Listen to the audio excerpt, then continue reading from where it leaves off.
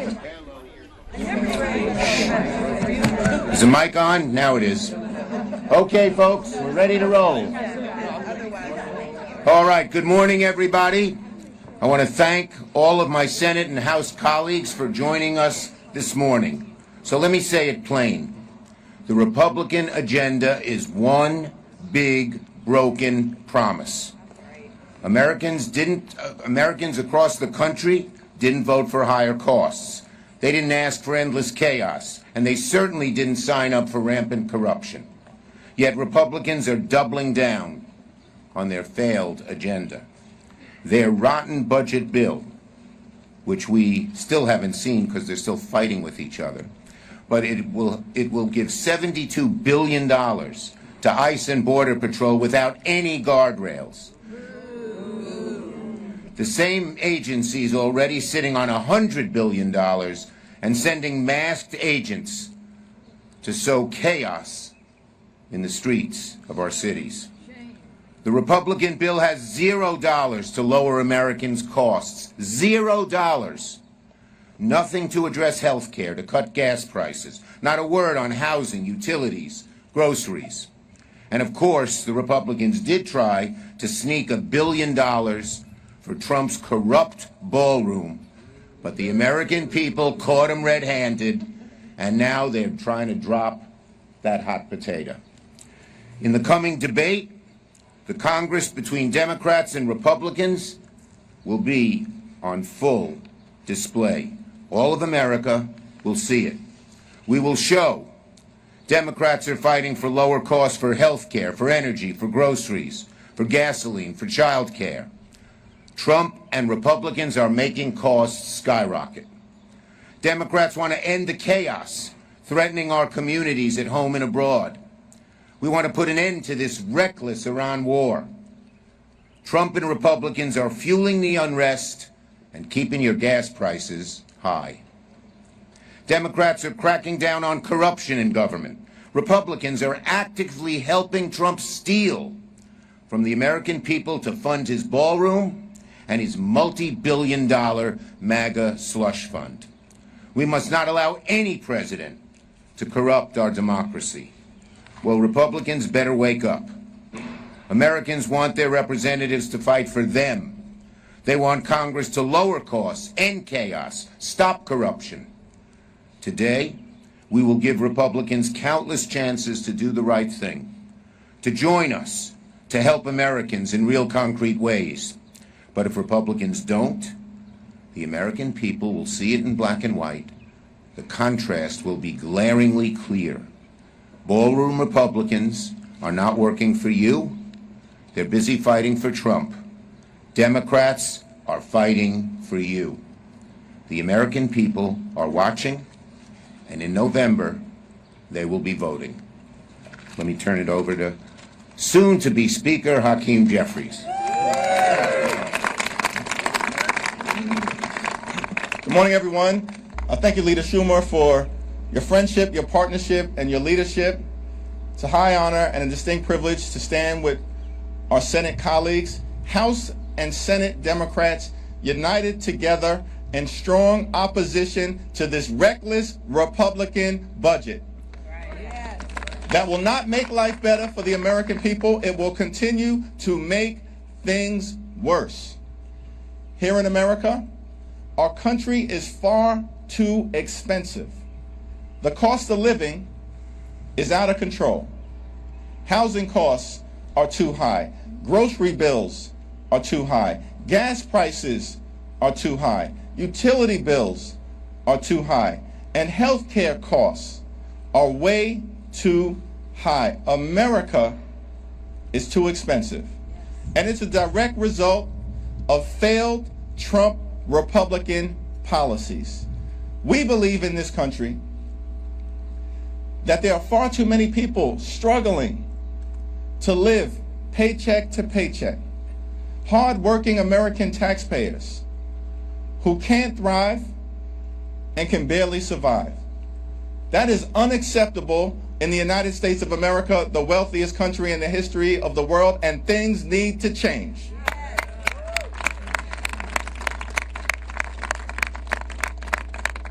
Democrats believe that in this great country of ours, when you work hard and play by the rules, you should be able to live an affordable life, a comfortable life, and the good life. We believe that in this country, every single American should be able to afford to go see a doctor when they need one. That in this great country of ours, access to high quality and affordable health care can't simply be a privilege available only to the wealthy, the well-off, and the well-connected. Access to high quality and affordable health care should be a right available to every single American. And that's what we're going to continue to fight hard to bring about. We believe that in this great country we have a broken immigration system. We're committed to making sure we always have a strong, a safe, and a secure border. But this broken immigration system, it should be fixed in a comprehensive and in a bipartisan way. We believe that taxpayer dollars in this country should be used to make life more affordable for the American people, not subsidize corruption of Donald Trump and his cartel. That taxpayer dollars should be used to make the lives of everyday Americans more comfortable, more affordable, give them the ability to experience a middle-class life and beyond. And that taxpayer dollars under no circumstances, which is one of the major problems with this reckless Republican budget, taxpayer dollars under no circumstances should be used to brutalize or kill American citizens or violently target law-abiding immigrant families. That's unpatriotic, unacceptable, and it's un-American, which is why we are strongly opposing this bill. Immigration enforcement in this country should be fair, it should be just, and it should be humane. But that's not what's happening in America right now. ICE remains out of control, and we're committed to reining them in. And so, there's a clear choice that the American people are going to be asked to confront over the next several months. Do you want an affordable country that Democrats are fighting hard to bring about? Or do you want a country that solely is benefiting the wealthy, the well-off, and the well-connected? Do you want a country that brings people together, which is what we are committed to doing, or a country where Republicans are continuing to tear us apart? Do you want to move America forward, or do you want to turn back the clock? That's the choice that the American people are confronting. And Democrats remain committed to driving down the high cost of living, to fixing our broken health care system, to getting ICE under control, to ending this reckless and costly war of choice in the Middle East, and to cleaning up corruption wherever it's found, in the Congress, in the White House, and certainly across the street in the United States Supreme Court. Democrats are going to fight hard to make your life better. It's now my honor to yield to Senator Brian Schatz, who has the shortest commute of anyone in Washington, D.C., but so appreciative of his hard work, his passion, his strength, and his eloquence. I now yield to the distinguished gentleman from the great state of Hawaii, Senator Schatz. Thank you, Leader. Thank you, Leader. Americans are struggling to get by. Gas is at $4.55 nationally, $5.65 in Hawaii. Food prices are rising at the fastest rate in years. Electricity is through the roof. Millions of people are losing health care. Hospitals are closing. Housing is unaffordable for many people. And everything from clothing to electronics costs more because of the tariffs. And what the Republicans are telling the American people now is not that there's not enough money. There is enough money, apparently, for a ballroom. Apparently, there is enough money to quadruple the size of ICE. Apparently there is enough money to spend $1 billion a day on a regime change war of choice. There is enough money. What they are telling you is that there's no money for you as an American.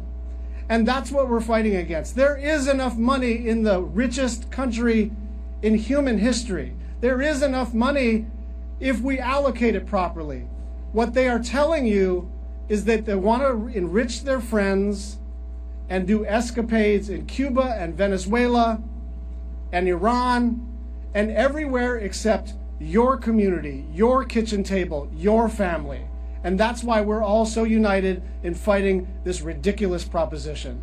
I am now pleased to yield to my good friend, Representative Clark. Thank you so much. Thank you. I am so proud to stand with these Democrats because they're standing with the American people. And we're about to mark Memorial Day, where we will honor those who gave the ultimate sacrifice for our freedoms. And what a disgrace to spend the days before this solemn commemoration debating this budget. This budget that puts over $70 billion into ICE, that is promoting and funding a gilded ballroom, and is putting together a slush fund for allies of the president. Think about that. Going into Memorial Day, funneling billions of dollars into a violent paramilitary force, handing taxpayer money to a militia that acts in our neighborhoods as judge, jury, and even executioner. Alex Preddy, Renee Good, killed in cold blood in broad daylight, not because they posed a threat to our security, but because they were exercising their fundamental freedom to protest. Republicans promised the American people their deportation would be about the worst of the worst. Instead, we've seen communities of law-abiding people be terrorized by their own government. They've witnessed the kidnapping and brutalization of their neighbors.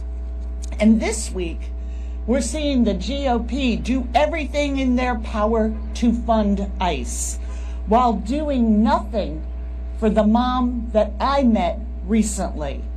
She makes a good income, but between childcare, her mortgage, and student loan payments, when her husband lost his job, they are simply not making it.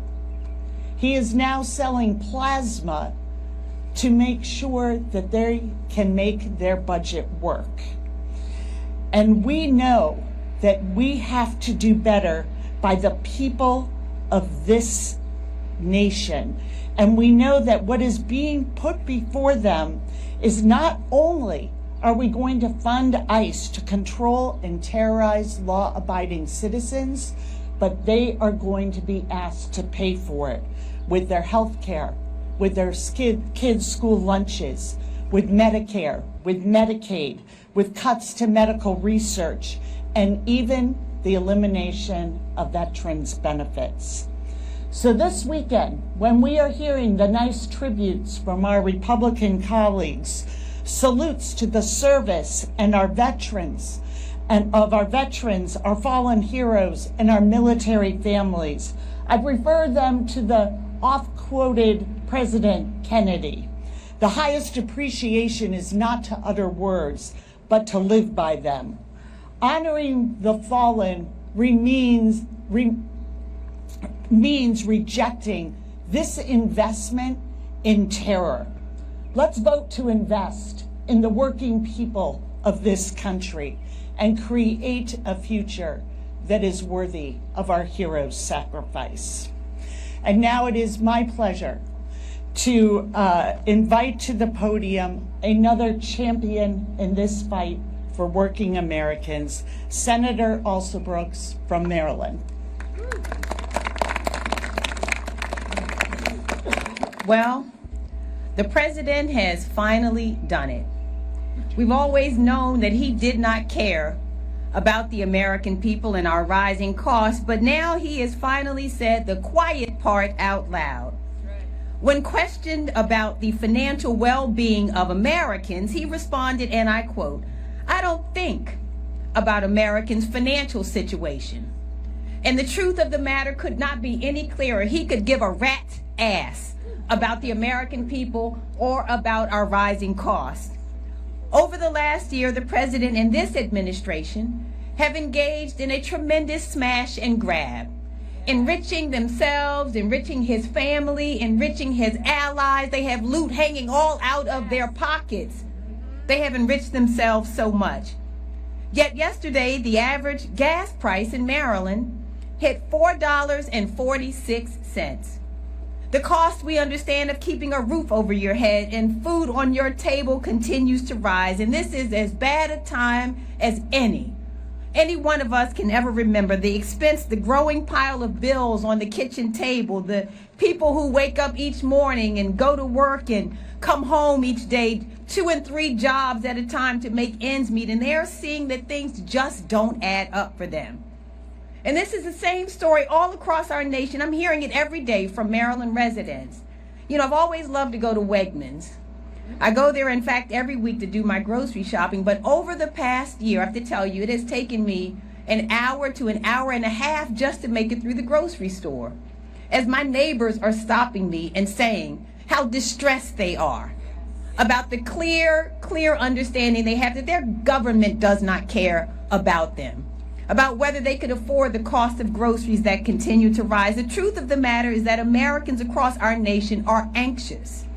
Families are forced to think about ways to cut back on expenses on the one hand to afford bills on the other. And all of us in Congress here have a moral obligation to think about the people we represent. Yes. Unlike the president, who does not understand that we must be a nation of neighbors. Neighbors not because of our proximity geographically, but because we are morally obligated to care one for each other about their concerns, about their future, about their current situations. This is what we as public servants have been called upon to do, to represent our states and the residents who are in them. Unfortunately, the Republicans here in Congress have decided to be more loyal to this administration than to the American people. They have claimed that they would lower costs if they had control of Congress. Well, you know what? They control it all, and look at what they have done. Yet we're here with this bill that is, again, further proof of what they're thinking about. And trust me, it is not about working Americans.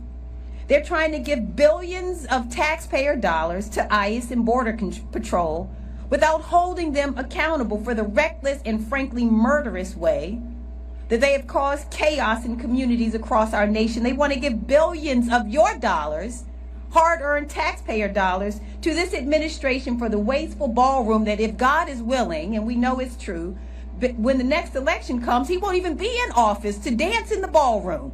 This is what we know, is that he won't even be able to dance in this ballroom. Nothing in this bill talks about relief on grocery prices. It doesn't talk one word about lowering gas prices. Not a single sentence dedicated to lowering health care expenses, cutting utility bills, or reducing the cost of housing. But congressional Democrats haven't forgotten. While we're here, we have not forgotten who we work for. We have not forgotten who we fight for. And whether it's today, tomorrow, next month, or next year, we will not stop fighting to drive down costs and ease the burdens that are weighing on American families. At this point, it gives me a great honor to introduce the final speaker of the morning, Chair Aguilar, who will come and give his comments.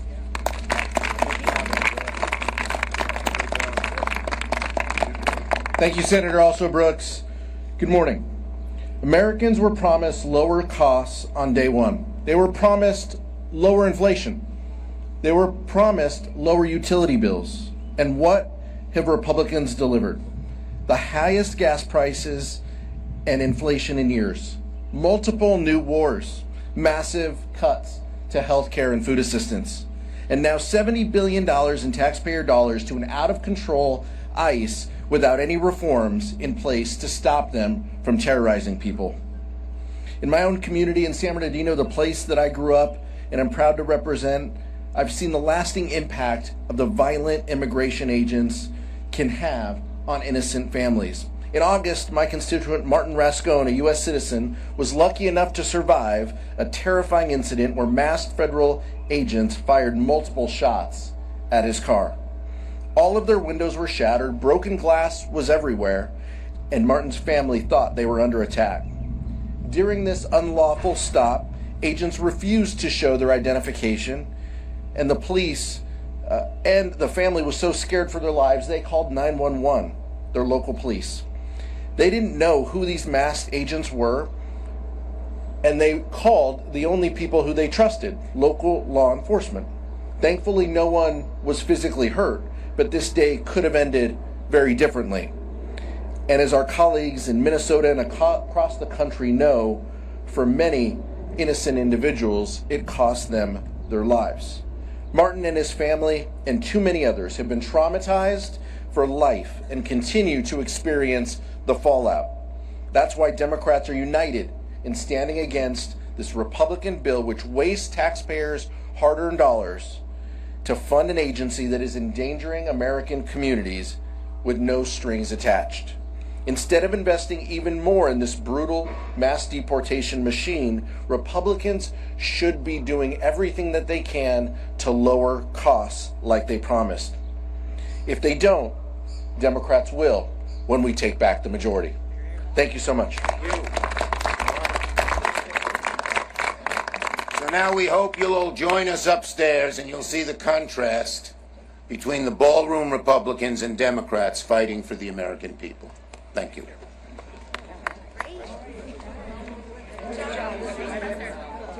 Brian. Black West End. Very representative.